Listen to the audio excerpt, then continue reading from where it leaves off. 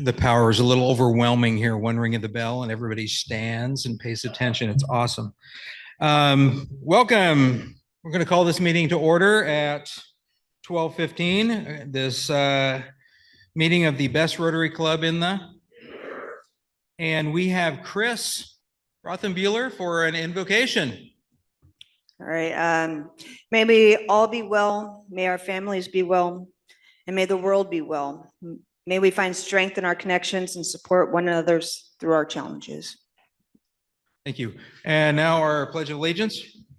I pledge allegiance to the flag of the United States of America and to the republic for which it stands, one nation under God, indivisible, with liberty and justice for all. And our four-way test. Is it the truth? Is it fair to all concerned? Will it build goodwill and better friendship? Will it be beneficial to all concerned? And Daryl has our song. Well, let's do You Are My Sunshine, one verse.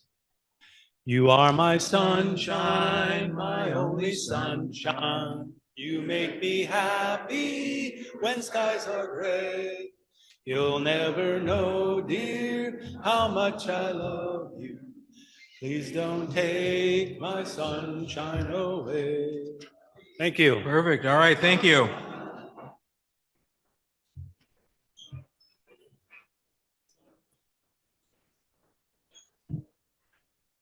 All right. We're going to get check in. Do we have any visiting Rotarians with us today? Any visiting Rotarians?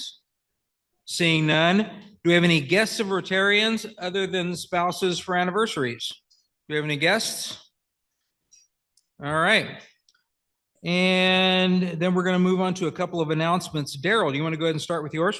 Yeah, first I'm announcing for Carl. He's not able to be here today, but he's running the golf tournament in 2 weeks. And we had a sign-up sheet. If you did not sign up and you're still interested in playing, raise your hand. Okay, Aldi and Brian, will you write Aldi and Brian down there? You guys are both playing, right? How about anybody that's going to be coming as a guest just for the meal? Mike Janicki, put him down in that other column for me. Anybody else? You bring anybody with you, Mike? Sure. Yeah. You and Peter are going to play? Well, you could play. Well, we'll sign Peter up. We'll sign Peter up. Sign Peter Janicki up. It's scramble, so we know you can. There you go. So Peter and Mike, put them over in the player column. Peter Janicki and Mike Janicki in the player column there. You'd be out there at 4 o'clock. You got to get them off early. I understand they get off early all the time now unless you're there. It's on Thursday, 2 weeks from today. That won't work. All right, cross them out. Mike's going to come out and eat.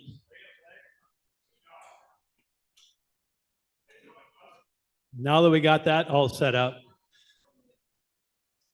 Anybody else? Okay. That's all I have for that. So this is all pretty clear cut until Mike started clarifying things? Yeah, I'm going to get him. I'll find him for that. Oh, okay. We'll get it. There we go. Yeah. All right. Our next announcement, I'm going to have Christine just say a couple words here in a moment. But first off, does anybody know where the pop-up canopy is? Is it in the our storage unit? Anybody know? Anybody? The pop-up what? That pop-up canopy thing? Oh, canopy. That was where it was? Got it. So it's probably there. And Christine, I can go check after the meeting today. I think I've got all the information to get in.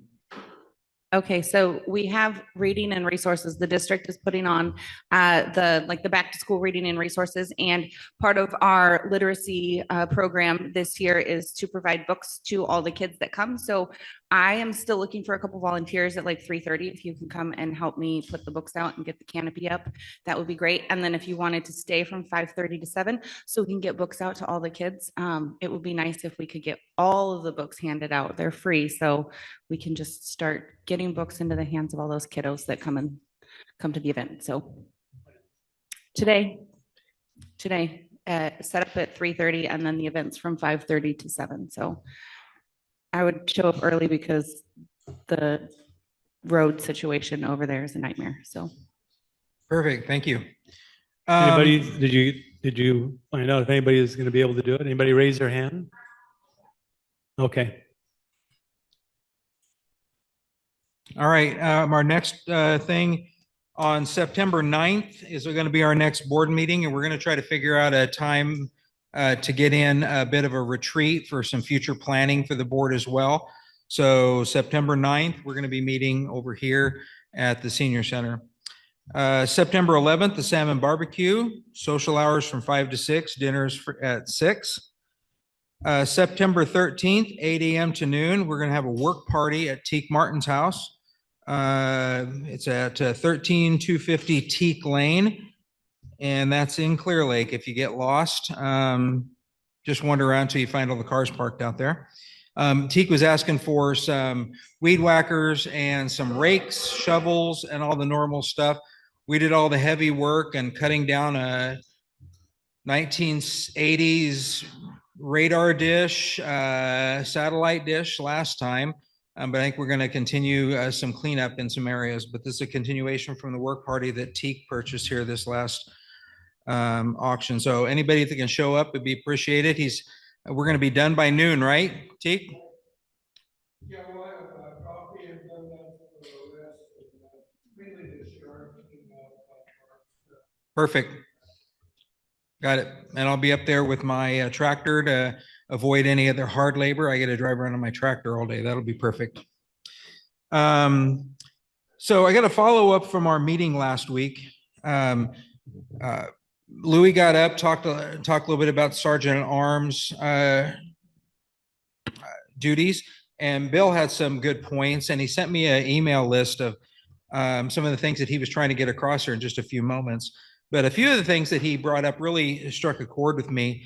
And Louis had said some of this, but Bill had really kind of got to the heart of, I guess what Bill got to the heart of was our Sergeant at Arms position should be kind of generating some fun and generating some money. That's kind of what it should come down to. Louis likes to lay out some rules that a lot of us have kind of followed, or directions that we followed. But one of the most important things that Bill kind of laid out was that really getting a small amount of money from a lot of different people is really just, it's kind of part and parcel of the process. And I remember the days when I first started when, we'd have a Sergeant at Arms go around and ask people to open their wallets and would extract money out of their wallet. That never sat well with me. However, if you've kind of made some arrangements with somebody to get a good fine that way, that's fine. But it really is up to the Sergeant at Arms to kind of make this fun. A really good example of this was Sandra the other day. She says, we need to raise some money, and I'm just going to keep talking up here until you give me some money. And we went around and she raised some money, and it was kind of the perfect, I guess, kind of lighthearted Sergeant at Arms. But really the rules are kind of what the Sergeant at Arms sets. The Sergeant at Arms can say, oh, you looked at your phone, you owe me $1. We can't really just say that's what we have to do every time, but that's kind of what I see as the sense of the Sergeant at Arms. And the one of the main points that Bill had laid out was the Sergeant at Arms should know what is needed at each meeting and have enough material to raise the needed amount. That's really what it comes down to. I've never been a real big fan of the trivia. Some of that's really good. I am one of, I think it's 14 or 17% of American men who have no interest in sports. So I have no idea what you're talking about when you start asking about stuff like that. I am not a cougar or a husky. So I don't know anything about cougars and huskies and anybody was in that. But some of that might be appropriate. So we wanted to kind of temper that a little bit with some of the more fun stuff. So the Sergeant at Arms should be fun, and the Sergeant at Arms should be able to kind of set the rules. So there's a mix of, there's some guidelines out there. If you want to follow that, that works fine. But if you're the sergeant at arms, you want to crack the whip, that's fine too. You'll get immediate feedback if you give people too much crap though. I'm kind of thinking. So that's all I have to say on that. And with that, we have a raffle. We have a raffle.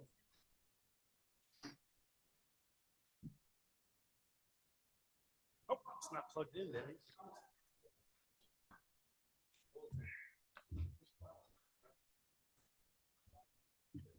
Oh, yes.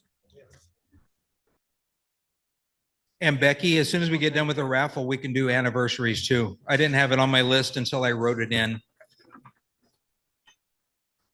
Number 45. Number 45.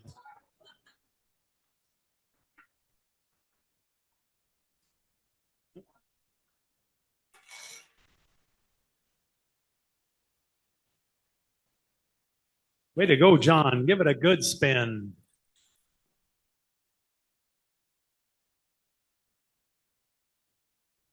Here we go. Beer. There is a 6-pack of beer back in the closet there. You want to back and get that. Next up, we have number 44. And just to let you know, Mark Nielsen brought in the little flowers there. That's up for grabs too, if you're interested.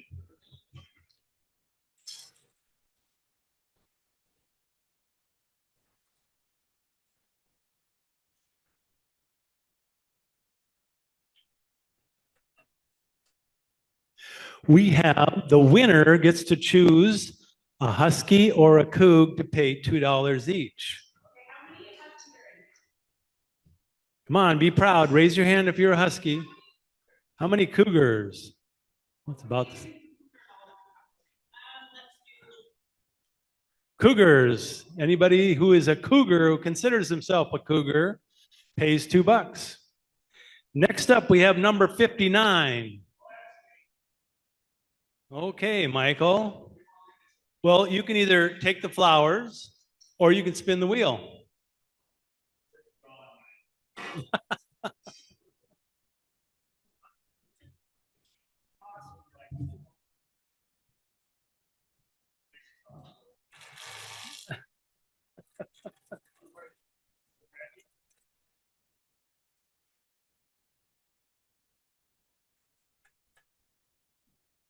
Beer.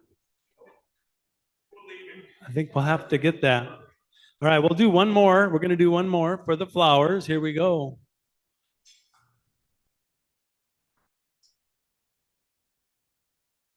Number 21. Woohoo! I think that's me. Look at that. Right there. All right. All right, we're gonna do anniversaries real quick.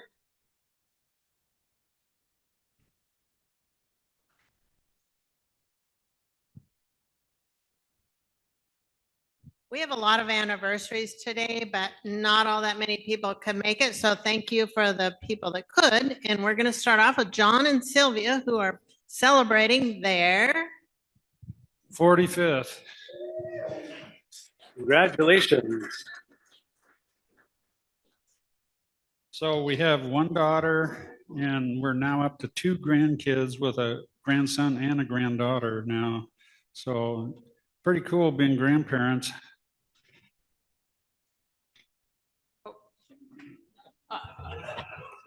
All right. Next up, we have Aldi. His wife Jenny couldn't make it today, so we're going to send a flower home for him. Okay. Well, I have a happy 20. We've been married together for 6 years now. We have 5 kids. One we just sent to Wazoo. He started in engineering as of Monday. My daughter leaves for PLU in nursing here in next weekend, next Saturday, and then a junior and 2 freshmen. So, yeah. You're going to be empty nesters. And then Danny Russell has an anniversary this month. My husband, Michael, and I celebrated 14 years on the 13th, 18 years together. We have 2 boys that play every sport all year round. We're really busy. And we have one that isn't here, Eric Johnson. Are you guys going to see Eric here in a bit? So I'll give this to you. He's been married 3 years. How many? 2 years. 2 years. Yeah, great. All righty. All right, Thank you, Becky. Sergeant at Arms, you're up. Sergeant at Arms, I'm up. All right. So what we're going to do, as Louis mentioned last week, if your name is mentioned, you pay $1. I did mention your name. Okay, there's $1. Next up, I'm going to ask Joellen and Tiffany if you guys would collect for me, please. Yep, they'll collect for you. Now we'll do something else that Bill McCann loved to do at one time. He would always start off and he'd go at the beginning of the month. He would ask if you want immunity, you would pay $5. So if anybody wants immunity today, and immunity means that if you get fined, you don't have to pay because you've already paid your $5. So if you want immunity, raise your hand and the girls will collect the immunity money from you.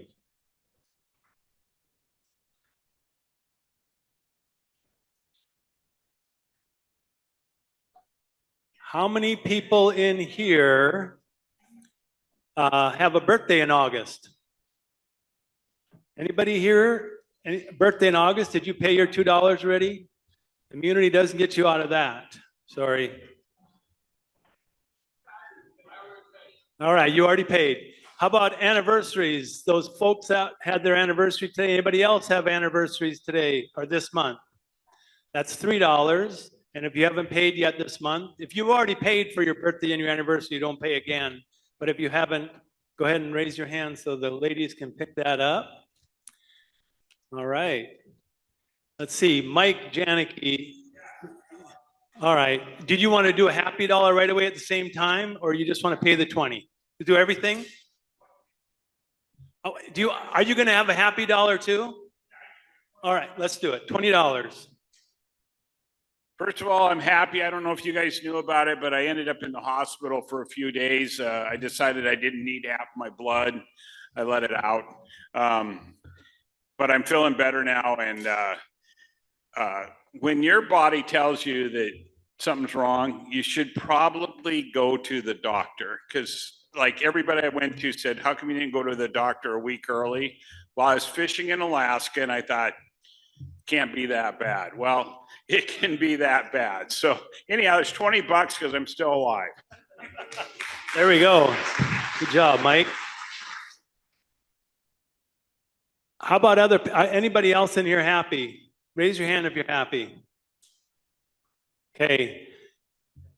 If you didn't raise your hand and you don't have immunity, you got to pay $5. If you didn't raise your hand and you don't have immunity, you still got to pay the $5. And now we'll do happy dollars if anybody's interested in happy dollars.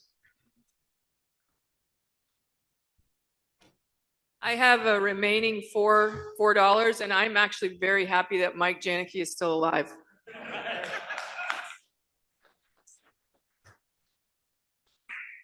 Yeah, I got a happy 5. Demo finally started on the house. And, the more that gets stripped out of it, the less heartfelt I get. But I'm excited to, have a light at the end of the tunnel and a new build that hopefully will last generations for caretakers at Rothenbuehler in the Cedar Grove. So, and also, I'm going to give an extra 2 because we discovered when we took all the paneling off and stuff off the ceilings that the whole house is nice, rough cut cedar that I can reuse. So.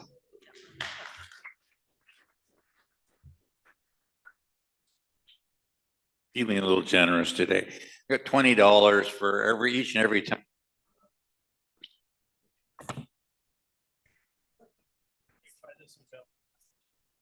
Anyway, it was $20 for every time I've given up on the Mariners this year. I'm on the give up side right now. They're coming back, Bill. They're coming back. Anybody else? Okay, thank you. All right. So, did we have another? Or just, oh, there we go. So if you early leaver, you could take off now. However, if you try to go out that door there, you might be met by a dog. We may set the dog on you. So you may just want to stay inside where it's safe, where the handler can keep you safe. But I'm going to have Dan come up and introduce our speaker for today. There's an extra mic up here.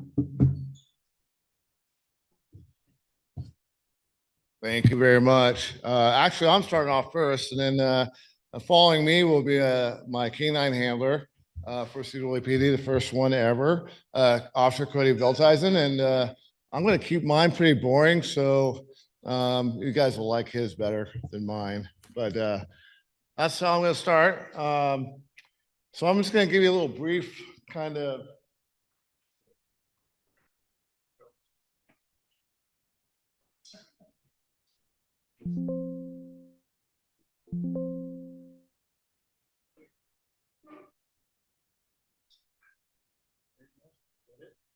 Yep. All right. So I took over the Sedro Woolley Police Chief for Lynn, following up Lynn, hard shoes to fill. But one of the first things I did with our department is meet with them in some department meetings and reestablish a mission and vision. So this is what we came up with collectively. It really allows us to fulfill our philosophy of being proactive, being out and about, being visible, and treating people with respect. And also following the city's vision that they have. Our core values, we ended up selecting these all collectively: professionalism, impartiality, integrity, teamwork, and respect. All great things that we follow. So overall, I'm going to try to compare what's going on statewide and Sedro Woolley specifically. WASA basically collects data, and we send all our data through NIBRS. It automatically goes through. We code our crimes and our activity, each agency in the state. And so that goes to FBI, and they come out with an annual report. So some of these stuff can be scary around Washington State, and then I'm going to calm it down with Sedro Woolley. So Washington State, violent crime has gone up quite a bit, and homicides, murders have gone up a bit. This is Washington State. From 2019 to 2024, it's gone up that much. So it's increasing. We can all see it on the news. It's happening. Aggravated assaults are up. Vehicle thefts, obviously, when COVID hit and some legislation changes happened, those went up dramatically. We were restricted on what we could and could not do. So it really tied our hands a bit. There we go. So what we also have been struggling with for quite a while is Washington State. They're last per capita in officers per 1,000 in the state. We are dead last in Washington State. We've been in that position for quite a long time. Hopefully we get to the point where we can increase our staffing, both Washington State wide and for Sedro Woolley. But we're behind national average. There's a lot of function on there.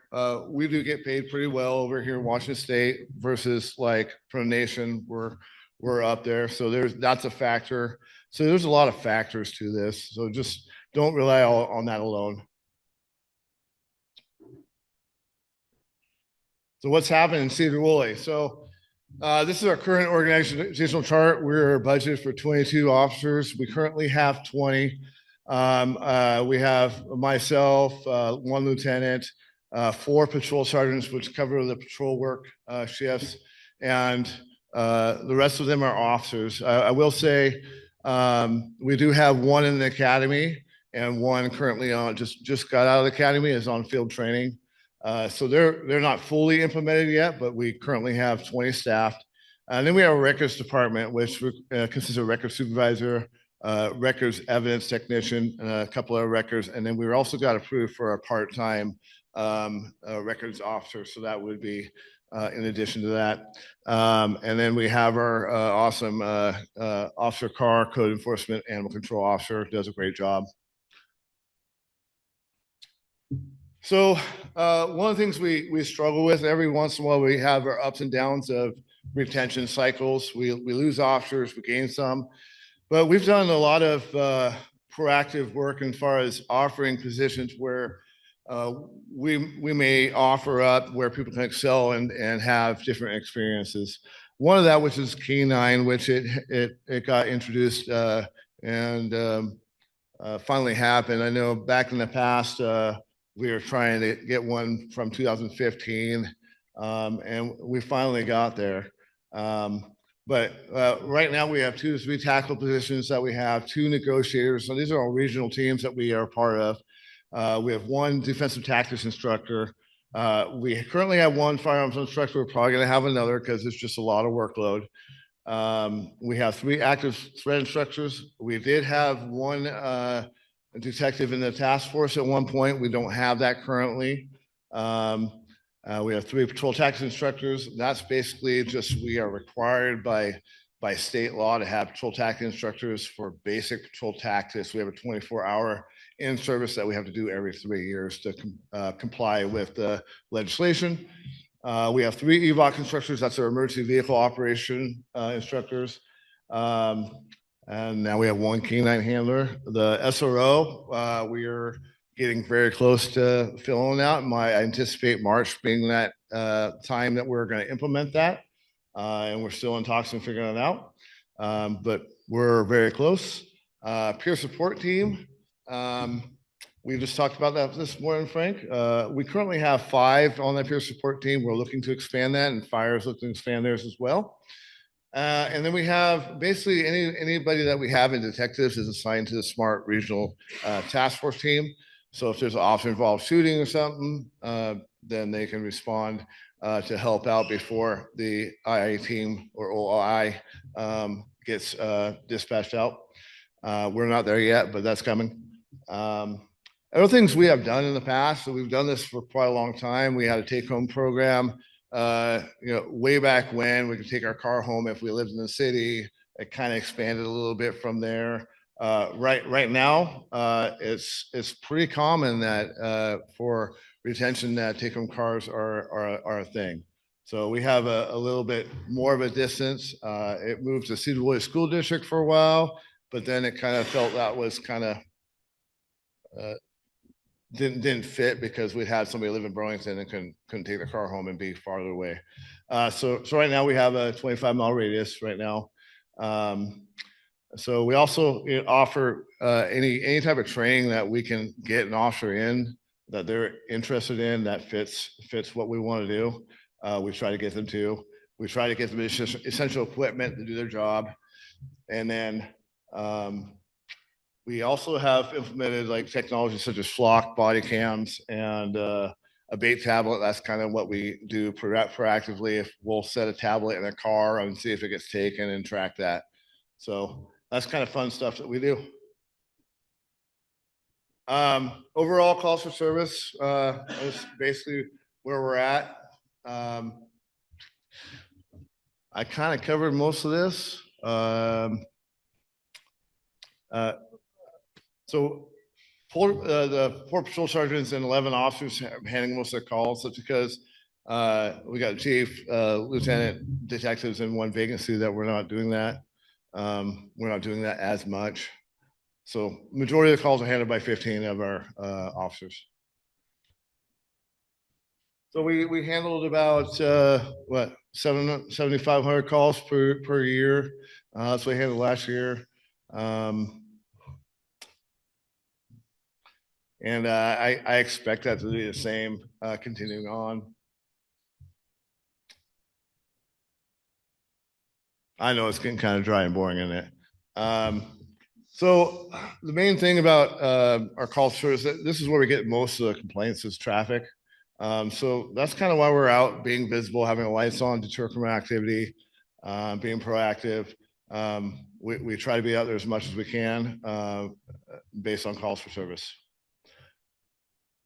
So last year we did 1,830 traffic stops. Of those, we issued 367 citations. And some of those are probably related to some traffic accidents as well.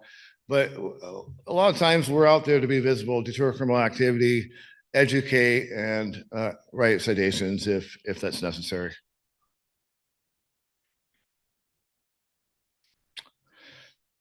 As you can see, we always have property crime. We're not as bad as other jurisdictions, but it's still around, right?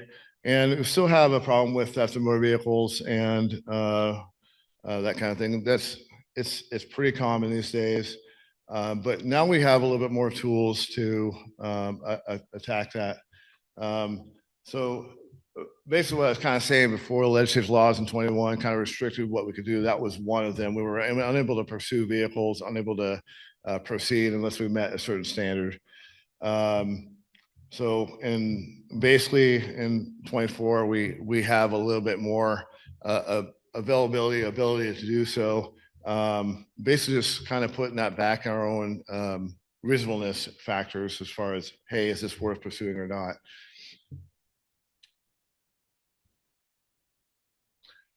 So drugs are still a thing, and that's part of the reason why we felt we needed a canine program as well.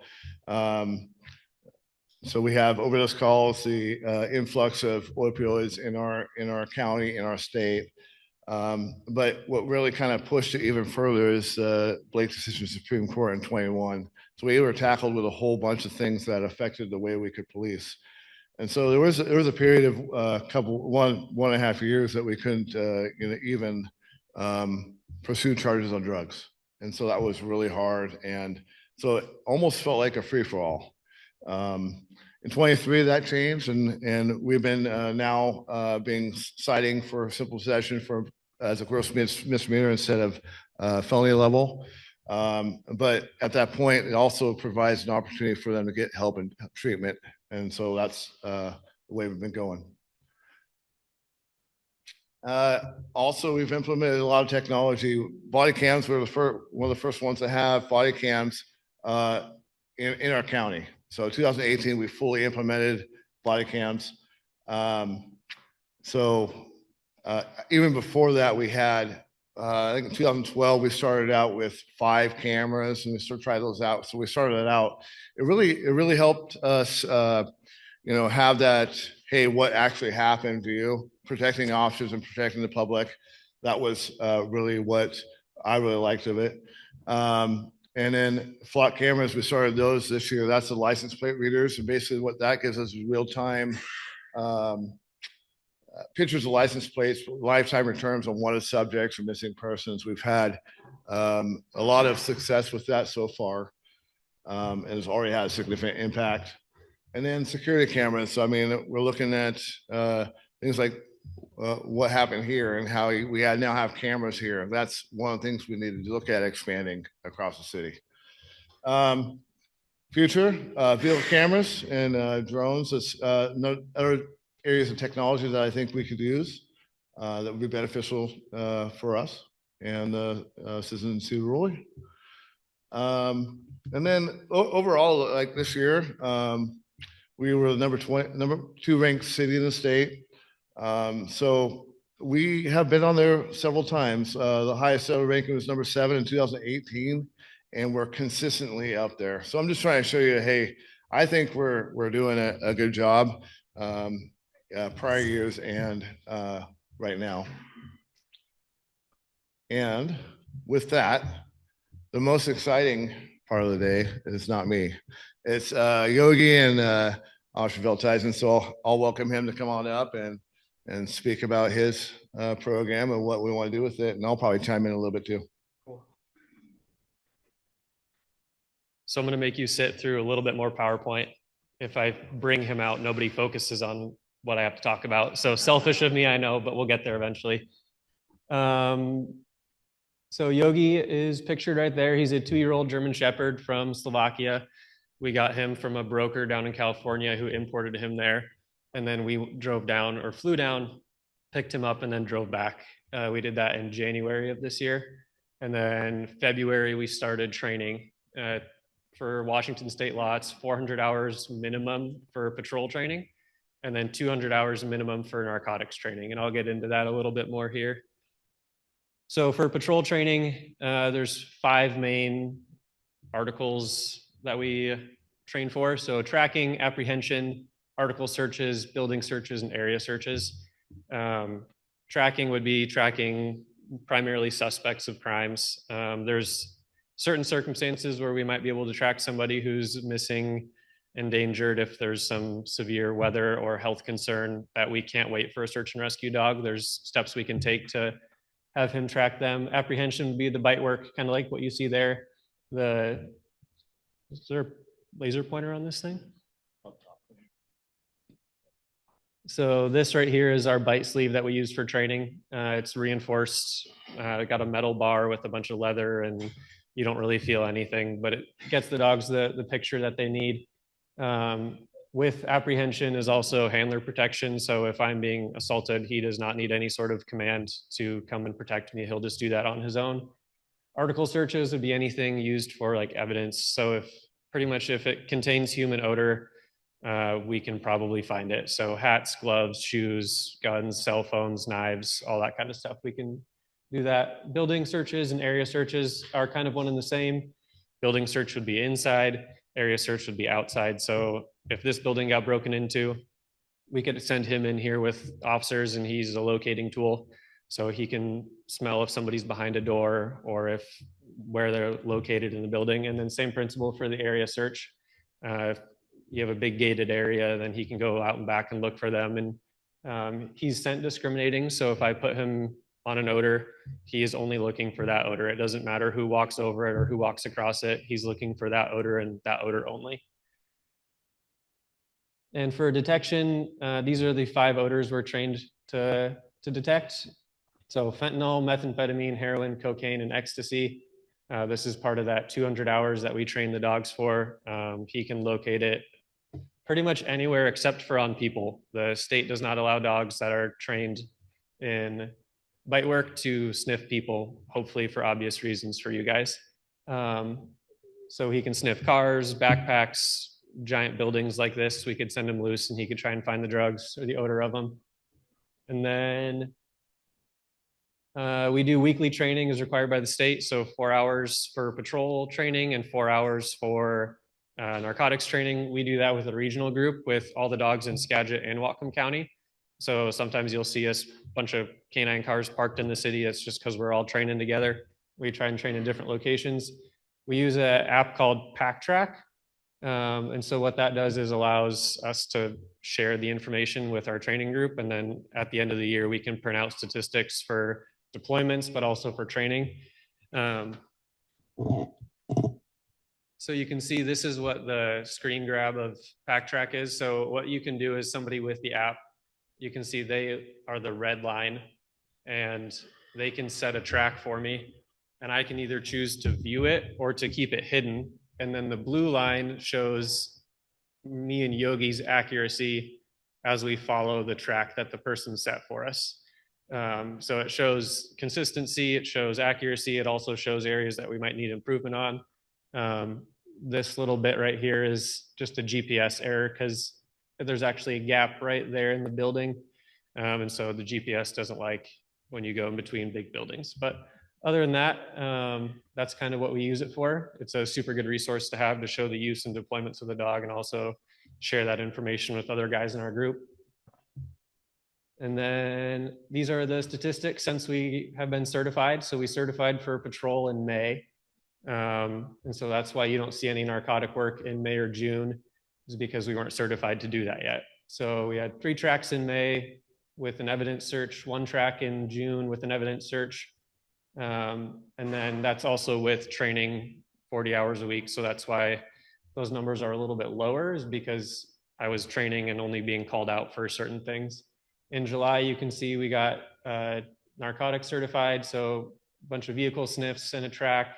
August, we had another deployment with some more vehicle sniffs, and that's so far this year, mixed in with a bunch of trainings and other stuff like that. And then so far, these are the narcotic values that we've recovered for the county. So 15 grams of meth and 210 grams of fentanyl.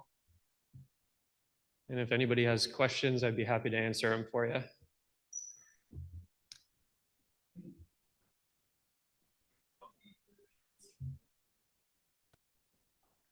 What's the time frame of employment for the dog? Like how long from service to when they retire? So I'll use him as an example. We got him when he was about 1.5 years old. He just turned 2 right about the same time we were done training. And if we could get anywhere from 8 to 10 years of service out of him, we'd be really happy. So he's 2. Hopefully he'll last till he's 10 or 11.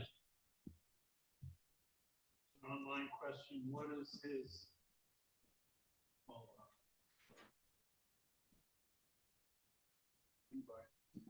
What is the indication? He does a sit and stare. So we went through a selection process. Sorry, we went through a selection process.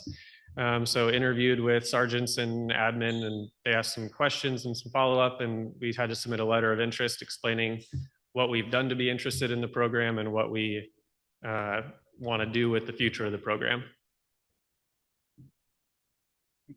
When he's off duty, is he a family dog or does he stay in his kennel or? So he stays in his kennel. He has an outdoor kennel at my house. We have one personal dog and they get to play outside together, but he doesn't get to come in the house yet. I don't quite trust him. I think he's got a little bit too much energy.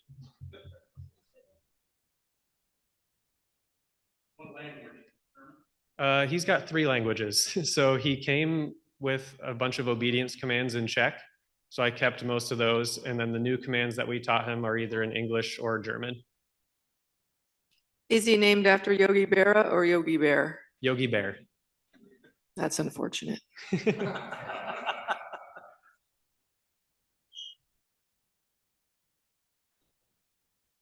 How relieving is it for your police force to have a dog on its force? Can you say that again, the first part? How much of a relief is it to have that dog to do some of the work that it does? As far as the police force is concerned, does it help with morale and help with safety? Absolutely, yeah. It definitely helps with morale. He gets to come into the office and hang out with the officers. Sometimes I'll pull them away to help me do training for him. We don't train just once a month or once a week. We get to do it the whole shift if I want to. So everybody gets along with him. He's super friendly, super personable. And I would say safety wise is evidence for itself as the people we've helped locate, the suspects we've helped apprehend, and the drugs we've gotten off the streets. Well, I can tell you how relieved I was when I got off the helicopter in the Mekong and there was a buck sergeant with a big German Shepherd in there. Mm-hmm. And I got off the helicopter and the MACV Green Beret guy came over to me and says, I was looking at his belt buckle, I think. And he says, we got a problem over here. We got a tunnel to look at. You look like a good candidate. I said, well, a good candidate's in that helicopter. He went over and got him out. Mm-hmm. And I was really relieved. Mm-hmm. So each dog is different.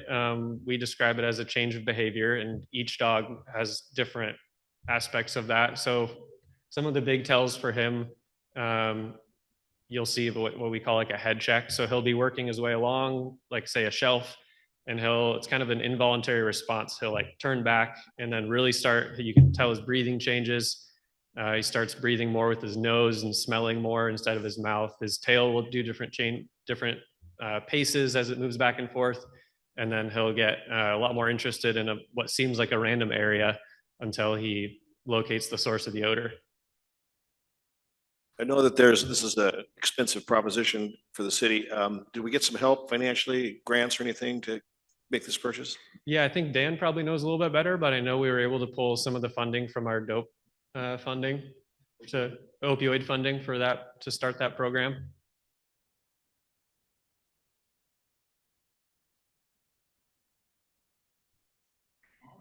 I think we got one more question. I know you're saying is it 400 hours or so for him to be certified. Is there like an annual recertification or anything that he has to go through? And in the future, are you looking at expanding his abilities like into other areas like bomb or SWAT, anything like that? So for the certification, we do every 2 years, he has to recertify. So it's the same certification test, but without the 400 hours. So we basically pick a day. that it lines up with our group before we're expired. And then we have trainers from all over the state that will come over and certify us, keep us up to date. At this point, I'm just getting to know him and learn and see what him and I can do together. So no interest in bomb or SWAT or anything like that. The tricky thing with him knowing narcotics is that he can't, it's trickier in court to teach him another odor like bombs or firearms or anything like that, because he doesn't have a different alert for each type of drug. So if we teach him more odors and he alerts on a car, we don't know if it's bombs or guns or drugs. And yes, they're all illegal, but it's a little bit trickier to navigate that. Yeah. I grew up with dogs my whole life. And then especially maybe the last like 2 or 3 years, starting to put more work into it for our department here. Did a lot of ride-alongs, I guess you could say, with the training group before I had a dog, and just got to see what they got to do. And I mean, what's not to love? I get to drive around with one of my best friends in the car with me, and they can do so many things that we can't. And so it's just fun to watch him work, and watching him be so excited to work. It's interesting and fun to watch.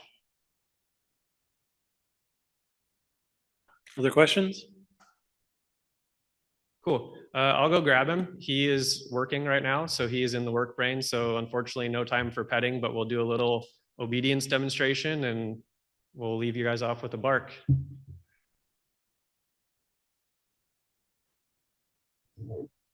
In the meantime, any questions for myself? Go ahead, Ruth.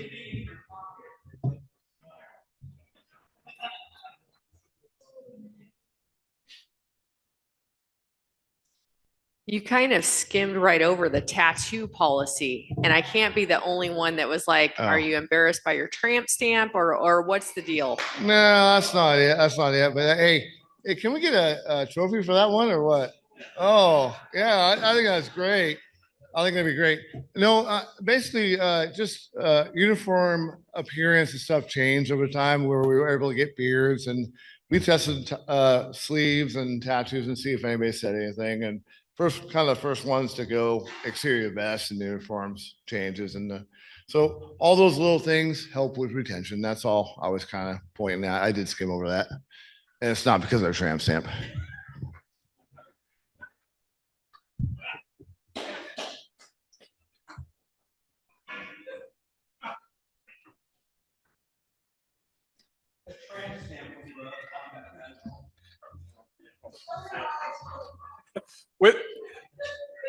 I had a question about the dog. Do you have more obligations with the county, or just same as any other patrol? What was that? Do you have any other obligations to bring the dog to the county? I guess I don't understand. Any operations? No, in obligations. Like, are you guys on call? Okay, yeah, he is on call. So yeah, if there's no other dog available, we can call Yogi out and they will respond. It just has to meet certain standards for a call out. Yeah.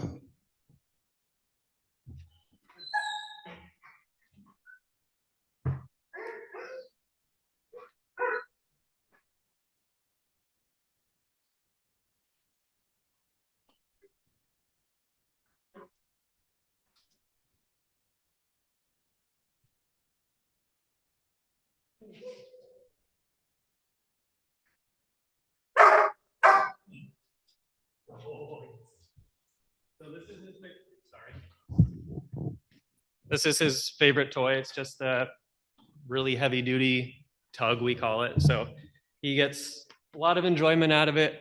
The same thing he gets when he finds drugs, he'll get this, and this is his reward and his playtime. So any questions, be happy to answer, or other than that, we're gonna let Dan take it over. No, I will follow up on the opioid funds. That's basically we're able to purchase a dog upon approval of council. We use some general funds, but we're able to replace that with some opioid funds for coverage of to put back in the budget.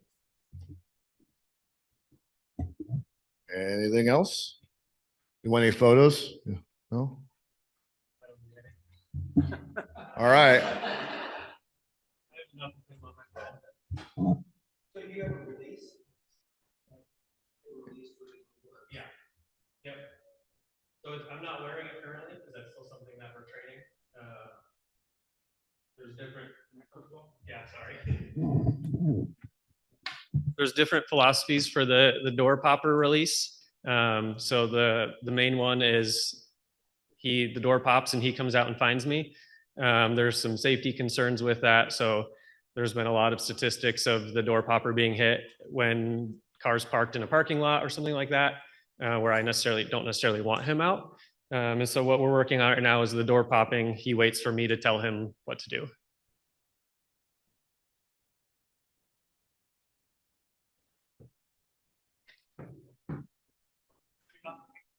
How do you tell him what to do in that situation? For the door popper? Yeah. So it's it starts really small. I'll pop the door and I'll just be standing right in front so he can't jump out. And then eventually we'll get to a point where I can be out of sight and he'll just wait there until he hears me and I'll tell him to come find me or to wait there or something like that.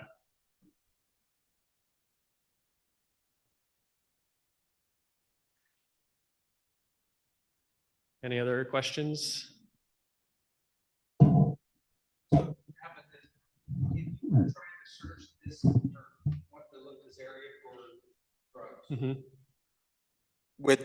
With the having people in here, you don't want to clear everybody out. He could do either. So he has this collar that he's wearing right now is kind of like you put on your work clothes, you put on your comfy clothes. He has a tracking harness. That means he's looking for human odor. And this collar that he's wearing right now means he's looking for narcotic odor or we're doing obedience work. So it kind of just gets him in the mindset. The commands are different. In theory, he shouldn't be distracted by a bunch of people, but we've also never looked for narcotics in this type of environment before. So that would be something that we could train to.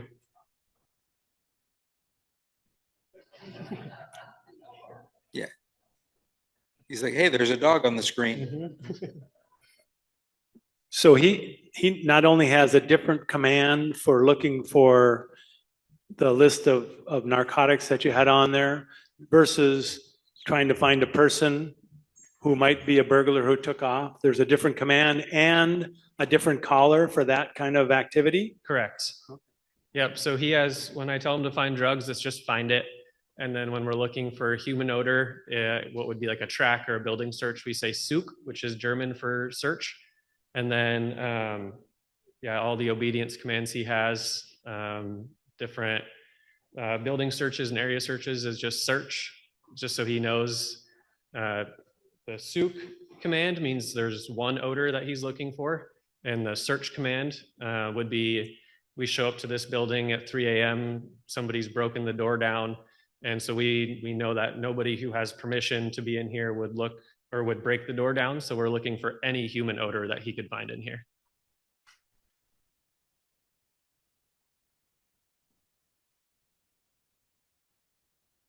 I think one thing I'll touch on is like, as you saw on his call outs where he's been deployed, most of those are sniffing of vehicles for drugs. We do anticipate most of our work being drug related versus tracking.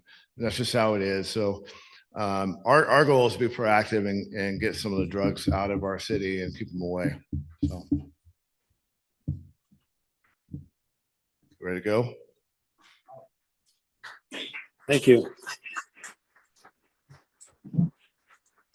Well, something that just came to me right here, and Doug probably had the same experience. We had the assistance from the sheriff's office and Mount Vernon over the years, State Patrol. They brought their dogs over here and we had them called out all the time. And it really, this has probably been long in coming that we're able to, Dan's crew is able to pay back the law enforcement community that we've been borrowing from for a long time. And having a dog is just awesome on the scene. I just remember all those years of having a dog come out and training with them, and it's just, this is a force multiplier. It's a pain in the butt though, because like he said, he's out for 1 day a week, and that was one of the things that Doug and I looked at when we were doing this, is we'd lose an officer for 1 day a week for training. But now that Dan's got all these bodies and having this on there, it really makes I'm sure it makes a big difference. So, well, I want to thank you guys for coming today. And I'll hook up with you guys before you take off. I got a coin for you. Give these guys a hand for coming in.